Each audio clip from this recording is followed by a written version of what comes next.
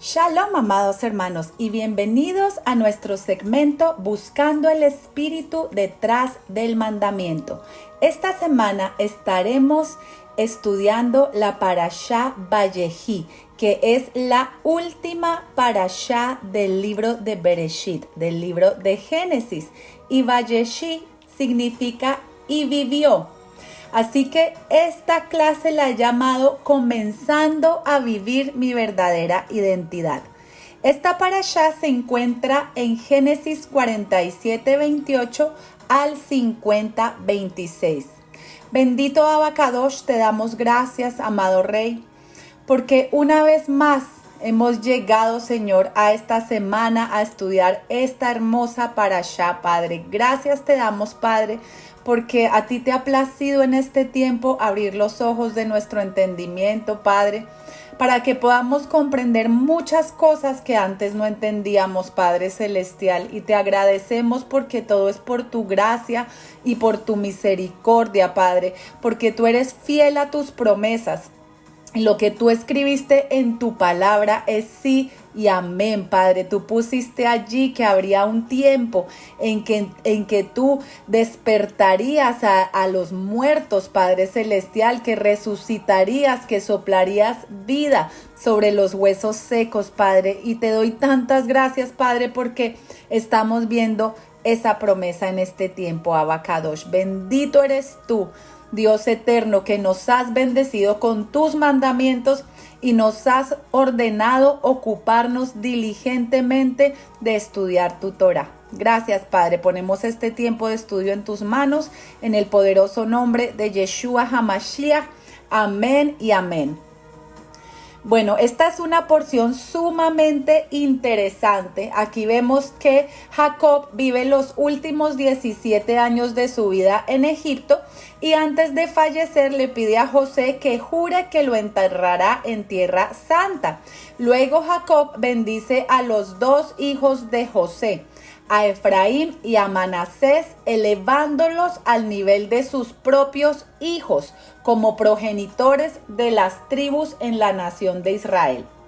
El patriarca desea revelar el final de los días a sus hijos, pero es impedido por Dios. Así que Jacob bendice a sus hijos asignando a cada uno su rol como tribu. Judá producirá líderes, legisladores y reyes. Los sacerdotes provendrán de Leví, los sabios de Isaacar, los navegantes de Zabulón, los maestros provendrán de la escuela de Shimón, los soldados vendrán de Gad, los jueces de Dan, los cosechadores de olivas de Asher. Y Rubén es advertido por haber confundido el matrimonio de su padre. Simón y Leví también por la masacre de Shechem y por haber hecho el plan en contra de José. Vemos que Naftalí es dotado con la velocidad de un ciervo y Benjamín con la ferocidad del lobo, y José es bendecido con belleza y fertilidad. Una gran procesión funeraria consistente en los descendientes de Jacob, ministros del faraón, los ciudadanos más ilustres de Egipto y la caballería egipcia acompañan a Jacob en su último viaje a la Tierra Santa, donde es enterrado en la cueva de Macpela en Hebrón. En esta parashá también se nos habla de la muerte de José, quien fallece en Egipto a los 110 años. Él también ordena que sus huesos sean llevados de Egipto a la Tierra Santa, pero esto solamente ocurrirá con el éxodo de los israelitas de Egipto muchos años después. Antes de morir, José deja a los hijos de Israel el testamento del cual tomarán esperanza y fe en los difíciles años venideros. Dios seguramente los recordará y te elevará fuera de esta tierra, a la tierra que prometió a Abraham, Isaac y Jacob. Así que qué maravilloso que llegamos a la última porción del libro de Génesis, de Bereshit. Y esta última porción es sumamente profética. En esta porción se nos da un pequeño anticipo de cómo el Eterno lleva su pueblo a la tierra de Egipto para hacer de ellos una nación grande y así cumplir la promesa que él le hizo a Abraham. En esta porción vemos toda la historia de nuestra redención, así que prepárense porque esta es una porción que de verdad vamos a aprender muchísimo. En Génesis 12:2 encontramos la promesa que el Eterno le hizo a Abraham. Y haré de ti una nación grande y te bendeciré, y engrandeceré tu nombre y serás bendición. Bendeciré a los que te bendijeren y a los que te maldijeren maldeciré, y serán benditas en ti todas las familias de la tierra. En la porción anterior vimos cómo el Eterno introdujo a Egipto una familia, la familia de Jacob, que eran 70 personas representando a las 70 naciones. ¿Y qué nos quiere enseñar el Padre con esto? Que todos nosotros en algún momento debemos bajar a Egipto. Pero recordemos que todo descenso es en aras del ascenso. Es en Egipto en donde tenemos la oportunidad de impulsarnos hacia arriba. Es en las caídas en donde aprendemos y donde crecemos. Y es allí donde realmente se nos revela el Eterno. Y ese precisamente es el trabajo que todos nosotros debemos hacer en este exilio en el que nos encontramos. Debemos descubrir quiénes somos y debemos llegar a la estatura del varón perfecto, a la estatura de Yeshua HaMashiach y así llegar a ser uno con el Padre, como nos dice Yeshua en Juan 17:1. Estas cosas habló Yeshua y levantando los ojos al cielo dijo: Padre, la hora ha llegado. Glorifica a tu Hijo para que también tu Hijo te glorifique a ti. Como le has dado potestad sobre toda carne para que dé vida eterna a todos los que le diste. Y esta es la vida eterna, que te conozcan a ti, el único Dios verdadero, y a Yeshua HaMashiach, a Jesucristo, a quien has enviado. Así que tengamos en cuenta que si nosotros no estamos viviendo para conocer al único Dios verdadero y al Mesías, realmente no vivimos, solamente existimos. Y es lamentable, pero la mayoría de las personas que vemos a nuestro alrededor solo existen, pero no viven. Son muertos en vida. Viven solo para trabajar, para producir, para consumir, pero sus vidas están totalmente vacías, sin propósito, sin dirección. Pero todos en algún momento nos encontrábamos así, ¿verdad? Pero la buena noticia es que ese es precisamente el propósito de Egipto. Por eso Dios nos permite bajar a Egipto.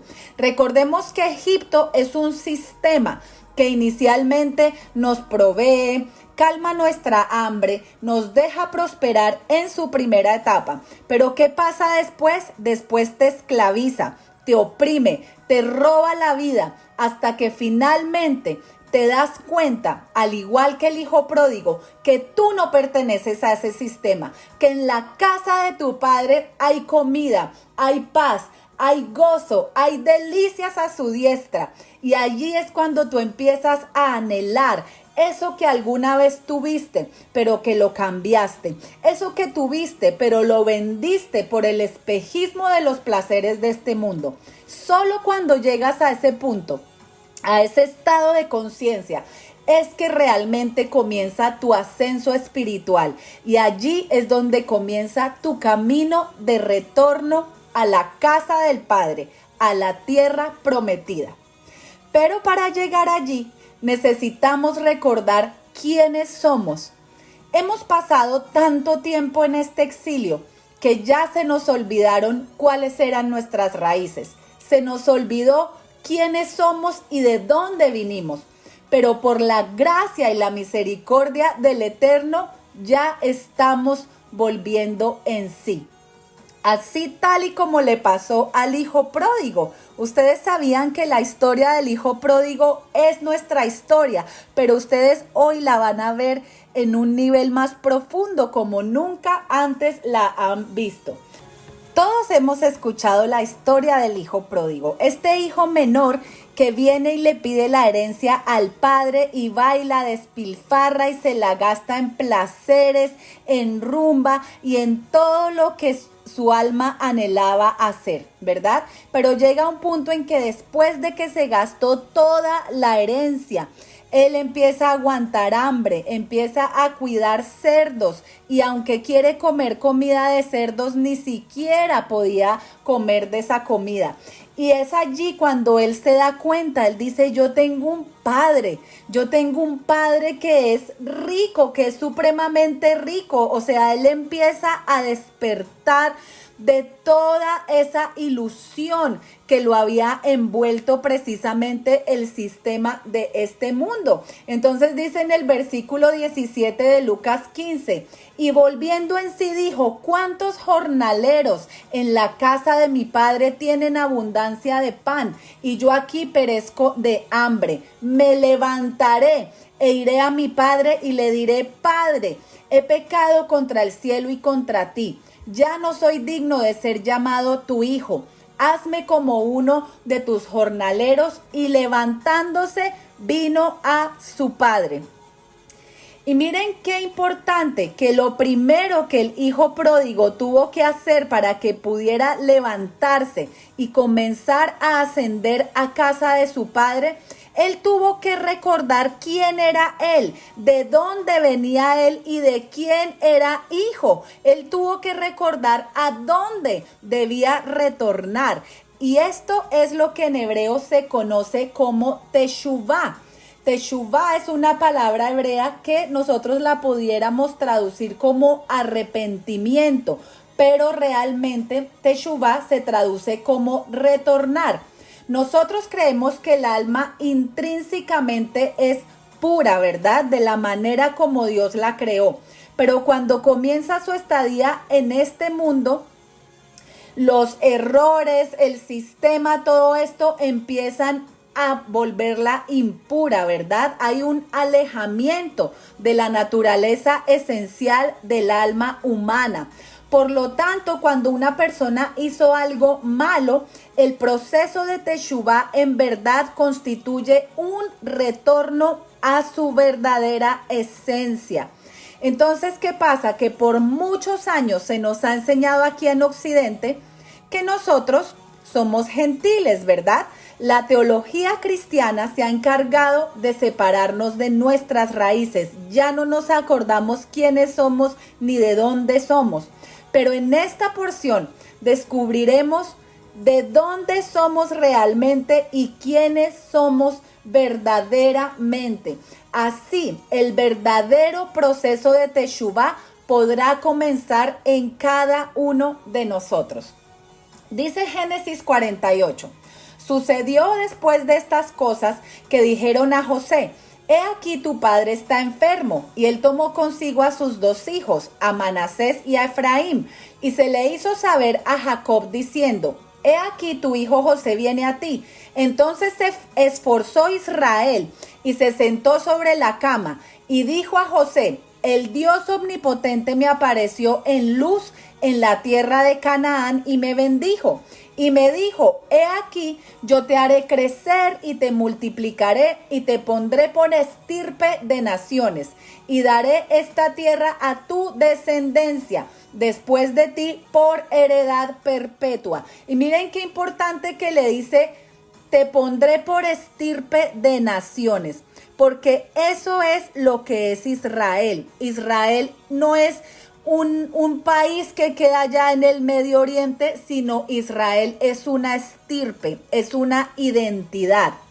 Entonces dice aquí en el versículo 5, tus dos hijos, Efraín y Manasés, que te nacieron en la tierra de Egipto antes de que viniese a ti a la tierra de Egipto, míos son, como Rubén y Simeón serán míos. Y los que después de ellos has engendrado serán tuyos. Por el nombre de sus hermanos serán llamados en sus heredades. Así que vemos aquí algo muy hermoso. Jacob está adoptando a los dos hijos que le nacieron a José en Egipto. Pero ustedes dirán, ¿y esto qué tiene que ver conmigo? Recordemos que José representa a Yeshua ben Yosef, Yeshua el hijo de José, el Mesías sufriente.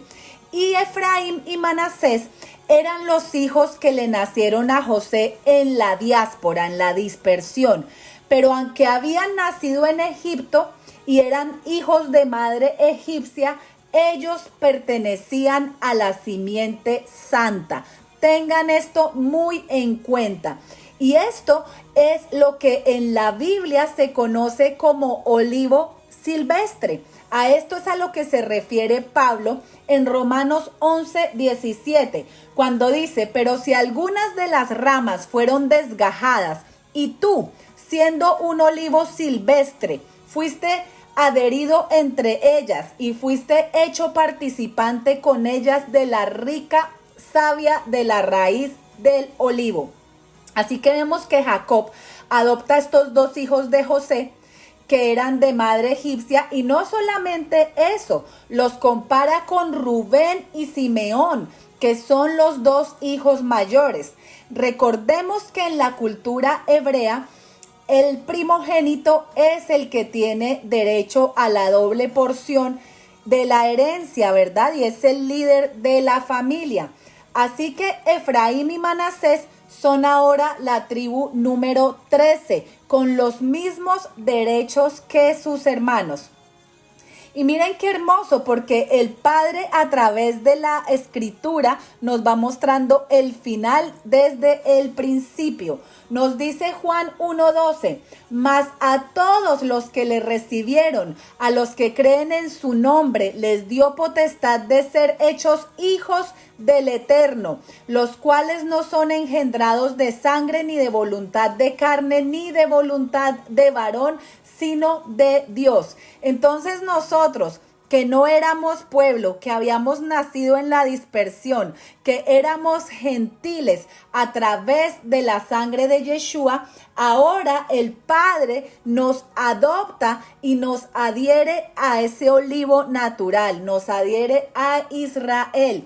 Por eso es muy importante que tengamos esto en cuenta, porque ya nosotros no somos gentiles, ya no somos extranjeros ni advenedizos. ¿Y dónde dice esto? En Efesios 2:11 dice, por tanto acordaos que en otro tiempo vosotros los gentiles en cuanto a la carne erais llamados incircuncisión, por la llamada circuncisión hecha con mano en la carne. En aquel tiempo estabais sin Cristo, alejados de la ciudadanía de Israel y ajenos a los pactos de la promesa, sin esperanza y sin Dios en el mundo. Pero ahora, en Cristo Jesús, en Yeshua HaMashiach, vosotros que en otro tiempo estabais lejos, habéis sido hechos cercanos por la sangre de Cristo, porque Él es nuestra paz, que de ambos pueblos hizo uno, derribando la pared intermedia de separación. Y esto lo vamos a entender más adelante de una manera poderosísima, que ahora cuando ustedes lean la escritura van a entender muchísimas cosas. Algo muy triste que yo veo hoy en día entre los creyentes es que ellos no se ven como pueblo de Israel. La verdad, yo tampoco me veía como pueblo de Israel hasta que aprendí todas estas cosas. Siempre yo me veía como la iglesia gentil, porque eso es lo que nos enseñan, ¿verdad?, en la teología. ¿Y cuál es el problema de esto? Esto genera un problema muy grave. Nosotros sabemos que tanto el pacto como las promesas fueron dadas a Israel y no a una iglesia gentil. Es por esta razón que cuando el creyente que cree que es la iglesia gentil lee en la escritura algo como, dile a los hijos de Israel que deben guardar el Shabbat, que deben guardar las fiestas santas del Eterno. Ellos ahí mismo piensan, bueno, como yo no soy Israel, yo soy la iglesia gentil, entonces eso no es para mí, eso no me corresponde a mí. Y esto es un gravísimo error. A través de este estudio, viendo el contexto histórico, vamos a descubrir que simiente de Abraham somos y no una simiente meramente espiritual, sino física. Aquí lo vamos a ver en esta hermosa porción. En Génesis 48 vemos la bendición que Jacob le da a Efraín y Manasés. Dice aquí el versículo 13 de Génesis 48. Y los tomó José a ambos, Efraín a su derecha, a la izquierda de Israel, y Manasés a su izquierda, a la derecha de Israel, y los acercó a él. Tengan en cuenta que José, siendo una tipología de Jesús, de Yeshua, es él el que acerca a esos dos hijos a Jacob, que en este momento representa al Padre, así como a través de Yeshua es que nosotros, él es el que nos acerca al Padre, él es el mediador entre Dios y los hombres. Dice el versículo 14, entonces Israel extendió su mano derecha y la puso sobre la cabeza de Efraín, que era el menor, y su izquierda sobre la cabeza de Manasés, colocando así sus manos de adrede, o sea, hizo como una cruz con las manos, aunque Manasés era el primogénito. Y bendijo a José diciendo, el Dios en cuya presencia anduvieron mis padres, Abraham e Isaac, el Dios que me mantiene desde que yo soy hasta este día, el ángel que me liberta de todo mal, bendiga a estos jóvenes y sea perpetuado en ellos mi nombre y el nombre de mis padres Abraham e Isaac, y multiplíquense en gran manera en medio de la tierra. Así que vemos que cuando José ve que su padre le dio la bendición del primogénito al hijo menor, se enoja. Sin embargo, Jacob, que era un profeta muy elevado, porque el padre le abrió los ojos para ver todo lo que tendría que pasar Efraín en el futuro para llegar al cumplimiento de esa bendición, de esa promesa que él les estaba dando. Él toma esa decisión de bendecir a Efraín como primogénito. Y miren qué hermoso suena esta bendición que Jacob les está dando aquí a los hijos de José. Al igual, nosotros hemos recibido promesas de Dios que suenan hermosísimas, pero el problema es que la mayoría de las veces no vemos el proceso que tendremos que pasar para llegar al cumplimiento de esas promesas, ¿verdad? A veces se nos han dicho, el Señor te va a usar, tus hijos van a ser profetas, o no sé lo que Dios te haya prometido, y a veces como que parece que es todo lo contrario de lo que te dijeron, pero tengamos fe y tomemos fuerza, porque vamos a ver en esta hermosa historia cómo sí hay que pasar desiertos difíciles, hay que hacer un arduo trabajo de nuestra parte, ¿verdad? Porque definitivamente, aunque el Eterno está con nosotros en todo este proceso, sabemos que nosotros tendremos que esforzarnos y ser muy, pero muy valientes, que habrán momentos en que queremos tirar la toalla. Pero si nosotros seguimos insistiendo, seguimos persistiendo, seguimos resistiendo, llegaremos al cumplimiento de esa promesa. Entonces aquí en Génesis 48 continúa Jacob diciendo, yo lo sé, hijo, yo lo sé, pero su hermano será más grande que él y su descendencia formará multitud de naciones. Y dice que los bendijo aquel día diciendo, en ti bendecirá Israel diciendo, hágate Dios como Efraín y como Manasés. Y puso a Efraín antes que a Manasés. Miren que esa palabra multitud de naciones es la palabra hebrea Melo Hagoyim. ¿Y en qué otro lugar nosotros encontramos esta palabra? Cuando vamos a Romanos 11:25, miren lo que nos está diciendo aquí el apóstol Pablo. Porque no quiero, hermanos, que ignoréis este misterio para que no seáis sabios en vuestra propia opinión, que a Israel le ha acontecido un endurecimiento parcial hasta que haya entrado la plenitud de los gentiles, y así todo Israel será salvo, tal como está escrito: el libertador vendrá de Sión, apartará la impiedad de Jacob. Aquí encontramos también esa palabra melohagoyim. Esa es la palabra para plenitud de gentiles. Entonces es muy importante que nosotros entendamos que este endurecimiento y esta ceguera parcial que tienen los judíos de que no pueden ver al Mesías es simplemente por la misericordia que Dios ha tenido con nosotros, con la multitud de pueblos. Por eso no nos podemos llenar de orgullo, no nos podemos llenar de arrogancia pensando que ellos no se van a salvar porque no tienen al Mesías y nosotros sí, como se nos ha enseñado, ¿verdad? No, Jesús viene por la iglesia, por los creyentes que le han reconocido y se los lleva en el rapto, y los judíos son los que se quedan en la tribulación. No hay nada más falso y más antisemita que ese pensamiento. Tenemos que hacer corrección, tenemos que hacer tikkun de las cosas que nos han sido heredadas durante todo el tiempo que hemos estado en los círculos religiosos. Ustedes saben de dónde heredamos ese antisemitismo, precisamente de los padres de la Iglesia Católica.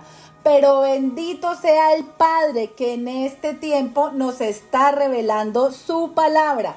¿Para qué? Para que haya unidad, para que haya amor entre su pueblo. Porque recordemos, así como leímos en Efesios 2:11, que Yeshua derribó la pared de separación que había entre los dos pueblos. ¿Y cuáles son esos dos pueblos? ¿Cómo se dio esta separación? Hoy vamos a entender esto, porque es muy importante para que nosotros podamos interpretar la escritura correctamente, que entendamos la división del reino de Israel. Acuérdense que el Padre, cuando enviaba a los profetas, él a veces se los enviaba a la casa de Judá y otras veces se los enviaba a la casa de Israel. Pero si nosotros no tenemos esto claro, cuando nosotros leemos las profecías, no vamos a entender y a lo mejor hasta nos vamos a adjudicar cosas que no nos pertenecen a nosotros y vamos a estar totalmente perdidos. Así que para entender esto un poco, vamos a estudiar en qué consisten los derechos de primogenitura en la cultura hebrea. En la cultura hebrea, los derechos de primogenitura quiere decir que el primogénito hereda una doble porción. El hermano mayor es el que tiene la autoridad y recibe el nombre del padre. Entonces, miren que esto es sumamente importante. Yo antes de entender este concepto, de verdad que yo nunca le paraba bolas a las genealogías. Siempre me las pasaba porque yo decía, ay, ¿esto qué tiene que ver conmigo? Que este es hijo de este y este hijo de este. Entonces, como yo me creía que yo era la iglesia gentil, eso a mí como que no me aplicaba. Pero escuchen atentamente, hermoso pueblo de Dios, que si nosotros no entendemos esto, de verdad que no vamos a poder interpretar correctamente la escritura. Y la noticia más triste es que la mayoría de los creyentes no entienden esto que vamos a estudiar hoy. Pero precisamente por eso el Padre ha permitido que este estudio llegue a tus manos, porque ya se cumplió el tiempo y el Padre no quiere que sigas caminando a ciegas. El Padre dice en Oseas 4:6, mi pueblo pereció porque le faltó conocimiento, pero este es el tiempo en el que el Padre quiere alumbrar tu camino de retorno, porque Él nos está esperando a todos con ansias que nosotros retornemos a Él. Entonces vamos a ver cuáles son los hijos de Jacob, por su orden de nacimiento. El primer hijo es Rubén, el segundo es Simeón, el tercero es Leví, el cuarto es Judá, el quinto es Isaacar, el sexto es Zabulón, el séptimo es Gad, el octavo es Aser, el noveno es Dan, el décimo es Neftalí, el onceavo es José y el doceavo es Benjamín. Y como vimos anteriormente, Jacob le dice a José que Efraín y Manasés serán como Rubén y Simeón, sus dos primeros hijos. En Primera de Crónicas 5:12 se nos dice que Rubén perdió los derechos de primogenitura porque él violentó o profanó el lecho de su padre. Entonces dice allí que los derechos de primogenitura fueron dados a los hijos de José, hijo de Israel, y Rubén no fue contado por primogénito. Y luego dice el versículo 2, bien que Judá llegó a ser el mayor sobre sus hermanos y el príncipe de ellos, mas el derecho de primogenitura fue de José. Así que al habérsele quitado el derecho de primogenitura a Rubén, Simeón pudo haberlo obtenido por ser el segundo en línea. Pero tanto Simeón como Leví, que era el tercer hijo, perdieron ese derecho debido al acto violento que cometieron contra los hijos de Sichem. Ellos tomaron venganza en sus propias manos cuando el hijo de Sichem violó a Dina. ¿Recuerdan? Entonces, Simeón y Leví actuaron juntos de la misma manera. Así que juntos recibieron la bendición final de su padre, que está en Génesis 49 del 5 al 7. Dice, Simeón y Leví son hermanos, sus armas instrumentos de violencia. En su consejo no entre mi alma. ¿Por qué? Porque son vengativos, ¿verdad? Y el Padre no quiere que nosotros tomemos venganza en nuestra propia mano. Dice, a su asamblea no se una mi gloria, porque en su ira mataron hombres y en su obstinación desjarretaron bueyes. Maldita su ira porque es feroz y su furor porque es cruel. Los dividiré en Jacob y los dispersaré en Israel. Entonces Judá, que es el cuarto hijo de Jacob, heredó el cetro, como lo profetizó Jacob en esta porción, en Génesis 49:10. Dice, no será quitado el cetro de Judá, ni el legislador de entre sus pies hasta que venga Shailo, y a él se congregarán todos los pueblos. Así que por eso todos los reyes de Israel vienen de la tribu de Judá. Y por eso es que nuestro rey Yeshua HaMashiach también es de la tribu de Judá. Así que ahora podemos entender que esos derechos de primogenitura fueron divididos entre Efraín y Judá. En Jeremías 31:9 nos dice que Efraín es mi primogénito, pero Judá tiene el cetro. De allí vienen los reyes. Entonces, ya entendiendo esto, vamos a ver qué fue lo que sucedió más adelante y cómo ese pueblo que salió de Egipto como un solo pueblo, que llegaron a la tierra prometida como un solo pueblo, que la conquistaron, se establecieron allí, prosperaron, ¿verdad? Pero ¿qué pasó? Que con el tiempo terminaron siendo divididos en dos reinos. Vamos a ver esto tan interesante.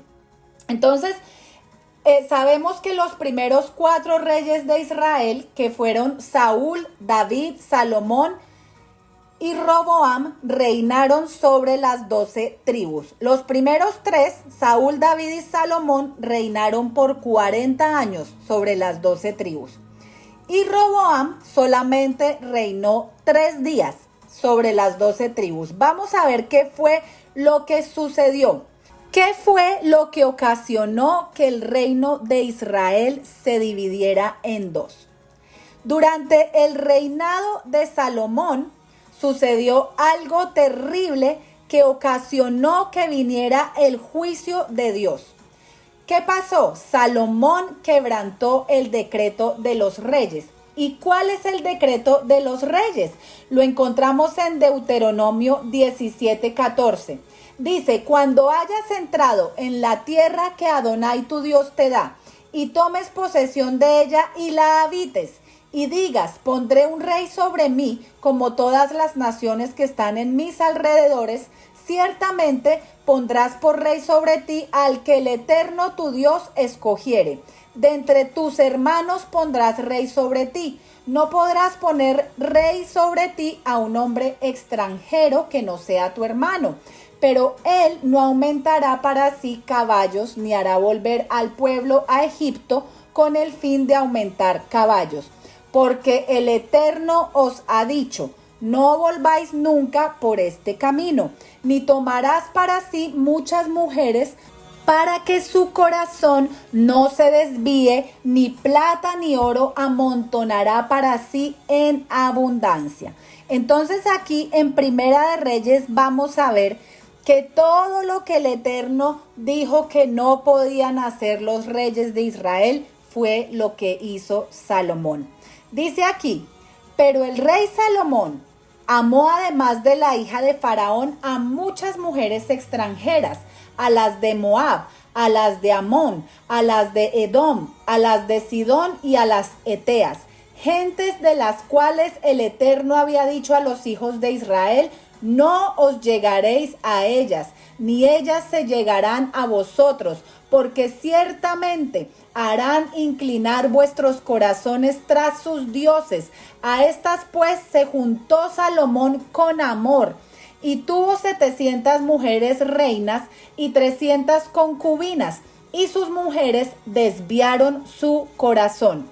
Y cuando Salomón era ya viejo, sus mujeres inclinaron su corazón tras dioses ajenos, y su corazón no era perfecto con el Eterno su Dios, como el corazón de su padre David. Porque Salomón siguió a Astoret, diosa de los sidonios, y a Milcom, ídolo abominable de los amonitas. E hizo Salomón lo malo ante los ojos del Eterno, y no siguió cumplidamente a Adonai como David su padre. Entonces, a consecuencia de esto, en ese mismo Primera de Reyes 11, versículo 11, le viene el juicio, le viene la consecuencia. Dice, y dijo Adonai a Salomón, por cuanto ha habido esto en ti, y no has guardado mi pacto y mis estatutos que yo te mandé, romperé de ti el reino y lo entregaré a tu siervo. Sin embargo, no lo haré en tus días por amor a David tu padre. Lo romperé de la mano de tu hijo, pero no romperé todo el reino, sino que daré una tribu a tu hijo por amor a David mi siervo y por amor a Jerusalén, la cual yo he elegido. Y aquí hay una hermosa enseñanza para nosotros como padres. Si nosotros queremos realmente que nuestros hijos prosperen y todos nosotros debemos comportarnos justamente, debemos andar correctamente con el Eterno, porque mira, por cuanto David siempre anduvo correctamente con el Eterno, se equivocó pero se arrepintió y nunca más volvió a pecar. El Padre no ejerció este juicio en la vida de Salomón por amor a David. Entonces, en el capítulo 12 de Reyes vemos el cumplimiento de esta promesa. Allí vienen 10 tribus delante del hijo de Salomón, que ahora era el rey, ¿verdad? Se llama Roboam, y estas 10 tribus vienen a pedir que se les bajen los impuestos. Y él responde con una negativa, aceptando el consejo de sus jóvenes amigos. Así que estas 10 tribus se enojan, forman una revuelta y se separan del reino. Jeroboam, que era ese siervo de Salomón, fue el que estuvo a la cabeza, y Jeroboam es de la tribu de Efraín. Él fue el rey de las 10 tribus que se fueron hacia el norte, y esto ocurrió en el año 930 antes de Cristo. Por eso en la escritura encontramos diferentes nombres para estas 10 tribus que se fueron al norte, y es muy importante que nosotros conozcamos cuáles son esos nombres para que podamos interpretar la escritura de una manera correcta. Estas 10 tribus se conocen como Reino del Norte, se conocen como Efraín, se conocen como Israel o Casa de Israel. ¿Recuerdan que cuando Jacob le da la bendición de primogenitura a Efraín, él le dijo que heredarían su nombre? Por eso estas tribus se llaman Casa de Israel. Así que la Casa de Israel poco a poco comenzó a adoptar una nueva religión separada de la instrucción que el Eterno les había dado. Y para no perder la autoridad y el reinado, Jeroboam le prohibió a estas tribus que fueran a Jerusalén. ¿Por qué? Porque en Jerusalén era donde quedaba el templo, y en la Torá había un mandamiento que decía que los hombres tenían que subir 3 veces al año a celebrar las 3 fiestas mayores, que son Pesach, Shavuot y Sukkot. Tenían que subir al templo para celebrar esas fiestas. Así que Jeroboam, como tenía miedo que esta gente fuera a Jerusalén a celebrar las fiestas y de pronto se contentaran y se le dañara su reinado, ¿qué hace? Él les pone unos ídolos en Betel y en Luz y les dice: estos son tus dioses, aquí vas a celebrar ahora tus fiestas. Así que les cambia el calendario, introduce la idolatría. Y miren qué tremendo, porque esa es la misma estrategia que utiliza el enemigo todo el tiempo. Qué impresionante que la escritura misma nos dice: todo lo que fue será, y no hay nada nuevo debajo del sol. Así que con el tiempo se comenzó a cumplir la profecía de Jacob. Las 10 tribus del norte vienen a ser conocidas como Casa de Israel. Los vástagos de José se extienden sobre el muro, y Efraín se vuelve plenitud de gentiles, Melo HaGoyim, lo cual hace referencia a la pérdida de su identidad. Así que vemos que Dios envía al reino del norte principalmente a 2 profetas, a Jeremías y a Oseas, para provocarles al arrepentimiento. Pero ¿qué hacen estas tribus del norte? Rechazan a los profetas y siguen en sus malos caminos.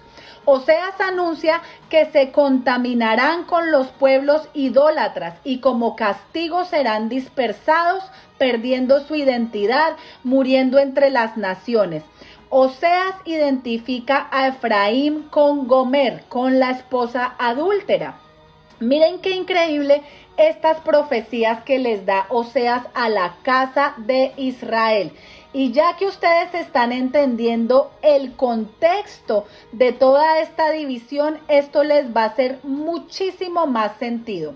En Oseas 2:11, el profeta anuncia que Efraín perdería el Shabbat, los novilunios y las fiestas sagradas. ¿Será que nosotros perdimos el Shabbat, los novilunios y las fiestas sagradas? Miren cómo el Eterno es fiel a su palabra. Dice en Oseas 1:9 que Efraín se asimilaría a las tradiciones paganas de los pueblos. Así que Dios los llama lo amni, no son mi pueblo. Y en Efesios 2:11, ¿qué nos dice? Que nosotros, que en otro tiempo estábamos excluidos de la ciudadanía de Israel, ya no éramos pueblo del Eterno a causa de la idolatría y de todo el pecado.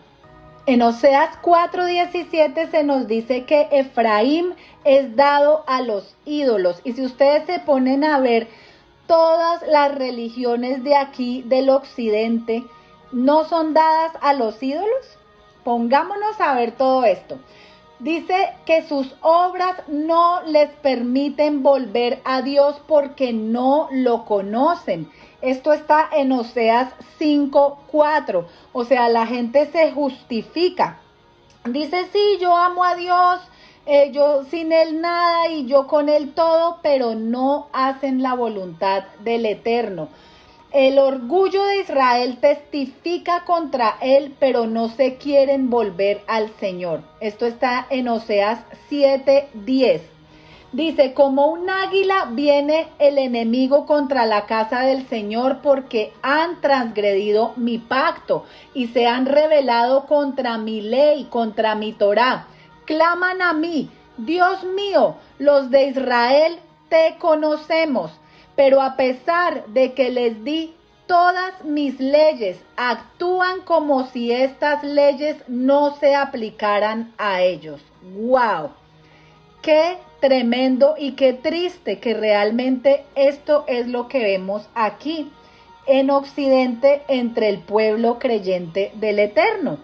Ellos dicen que conocen a Dios, que Dios es el Dios de Israel, pero no obedecen las leyes. Actúan como si las leyes no se aplicaran a ellos. ¿Por qué? Porque dicen, no, porque ya Jesús murió y ya Él hizo todo y nosotros vivimos bajo la gracia. Pero miren qué tremendo cómo la palabra nos muestra y nos hace salir de esa ceguera espiritual y de todo ese engaño. ¿Para qué? Para que retornemos.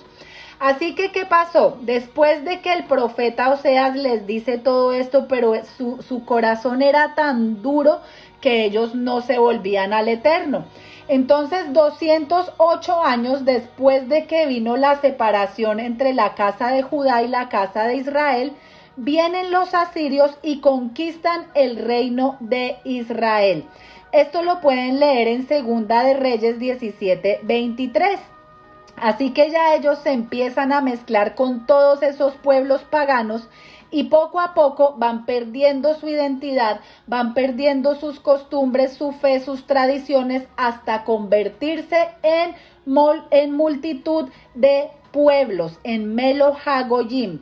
A estas tribus también se les conoce como las tribus perdidas de Israel. Por eso vemos en el nuevo pacto o en el Brit Hadashah que Yeshua dice, yo no vine sino por las ovejas perdidas de la casa de Israel. Ahora podemos entender por qué Yeshua dijo eso, porque él vino a restaurar lo que se había perdido, y lo que se había perdido fueron las ovejas de la casa de Israel. Pero miren qué hermoso el Padre, que es un Dios tan misericordioso y tan bueno.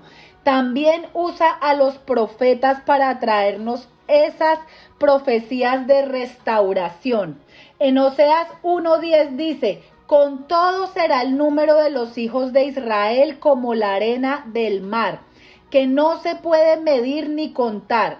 Y en el lugar en donde les fue dicho, vosotros no sois mi pueblo, les será dicho, sois hijos del Dios viviente. Y se congregarán los hijos de Judá y los hijos de Israel, y nombrarán un solo jefe y subirán de la tierra, porque el día de Jezreel será grande. Qué hermosa promesa, ¿verdad? Porque el Padre no nos deja en ese estado de muerte. Él prometió que Él nos iba a traer de vuelta. Y en Jeremías 23 dice, en el versículo 5, he aquí que vienen días, dice Adonai, en que levantaré a David renuevo justo y reinará como rey, el cual será dichoso y hará juicio y justicia en la tierra. En sus días será salvo Judá e Israel habitará confiado. Y este será su nombre con el cual le llamarán Adonai nuestra justicia. Así que, por tanto, he aquí vienen días, dice el Eterno, en que no dirán más, vive Adonai que hizo subir a los hijos de Israel de la tierra de Egipto, sino vive Adonai que hizo subir y trajo la descendencia de la casa de Israel del norte y de todas las tierras a donde yo los había echado, y habitarán en su tierra y esa promesa está en desarrollo. Ya el Padre está recogiendo a todos esos hijos de todas las naciones a donde fueron esparcidos. En Isaías 11:11 dice: asimismo acontecerá en aquel tiempo que el Eterno alzará otra vez su mano para recobrar el remanente de su pueblo que aún quede en Asiria, en Egipto, en Patros, en Etiopía, en Elam, en Sinar, en Estados Unidos, en Argentina, en México y en todas las naciones de la tierra. Y dice, y en las costas del mar.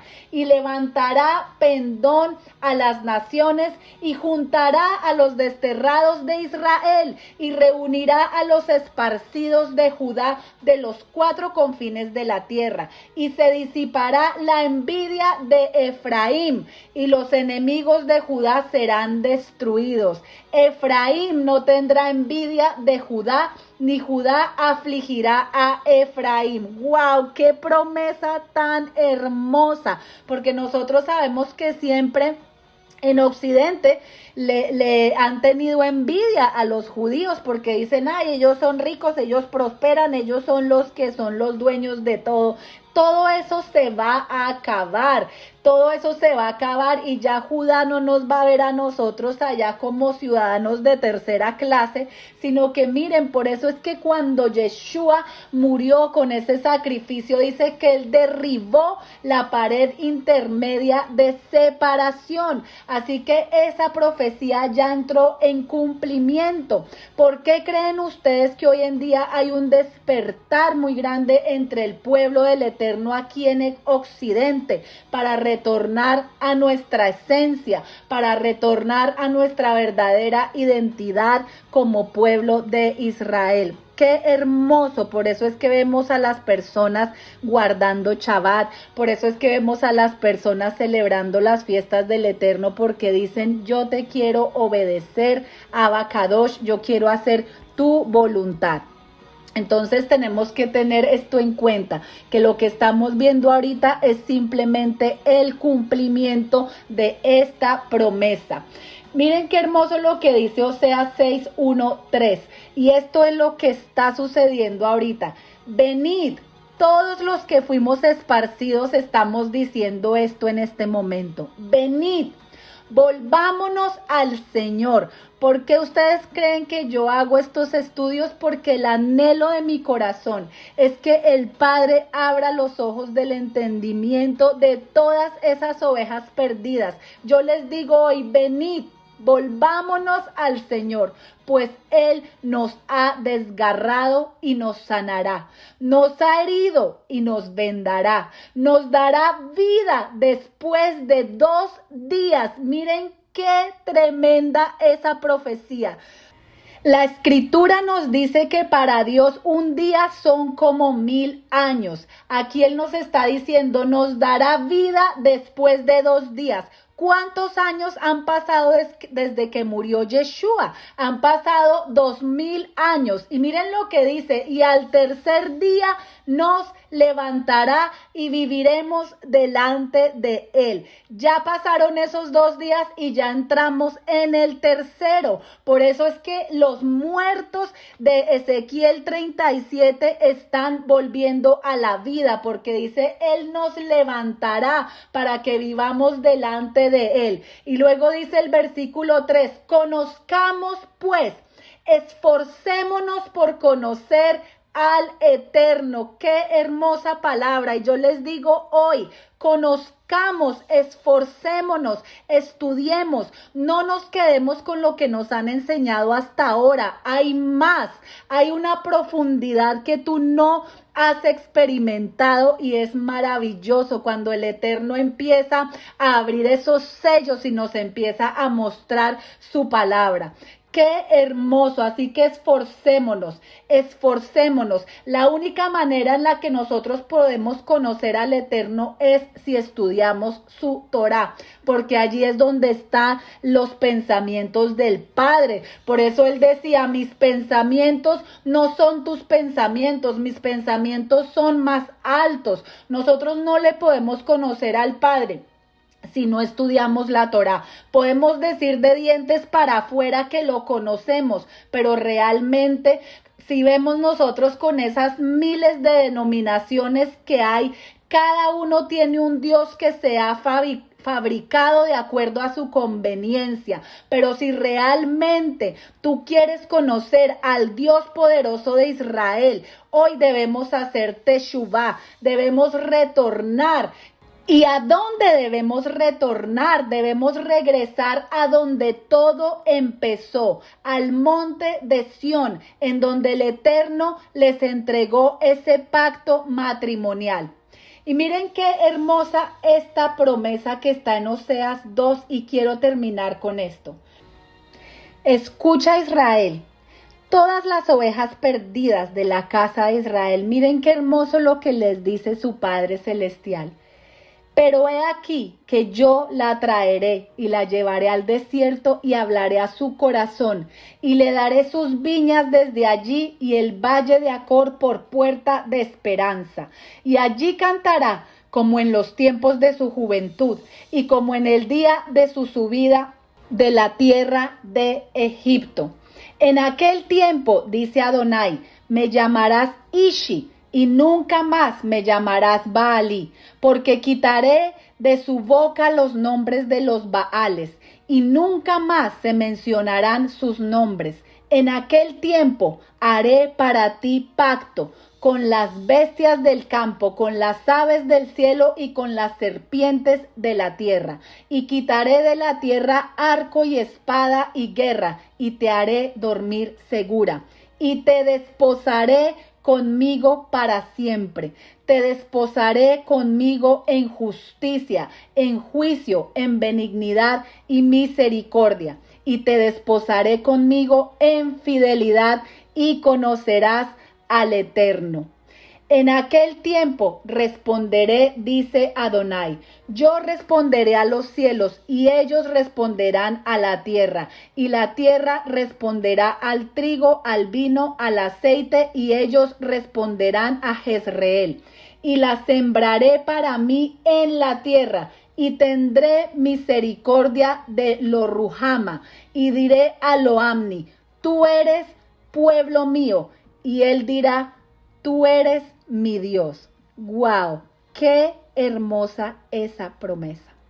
De verdad, amados, que alegrémonos porque el Padre está cumpliendo esa promesa sobre nuestras vidas. Ya vamos de camino de retorno. ¡Qué maravilloso es nuestro Abba! Se llegó el tiempo, el castigo de Efraín terminó y Él nos levantará y viviremos delante de Él. Abba, yo te quiero dar gracias, Señor. Gracias por esta hermosa porción, Padre. Gracias, Señor, porque tú nos muestras el final desde el principio, Padre. Gracias porque tenemos esa esperanza de nuestra salvación, Abba. Gracias, amado Rey. Yo te pido, Señor, que cada día sigas despertando, Señor, a esos hermosos hijos tuyos que se encuentran en todas esas 44,000 denominaciones, Padre, que no conocen esta historia, Padre Celestial. Padre, despiértalos, revélales, Padre eterno, Señor, levántalos, Padre, que todos podamos volver como un solo hombre a estar bajo el reinado de nuestro Yeshua HaMashiach, porque ya el tiempo está aquí. Gracias, Abba Kadosh, te bendecimos por esta hermosa palabra. Gracias te damos en el nombre poderoso de Yeshua HaMashiach. Amén y amén. Bueno, amados, si te ministró esta palabra, por favor, no te la quedes, compártela, porque cada uno de nosotros tenemos que poner nuestro granito de arena para que más gente siga saliendo de la ignorancia, de la ceguera espiritual, para que el Padre siga haciendo esta maravillosa obra. Así que dale like al video y comparte. Bendiciones y shalom, shalom.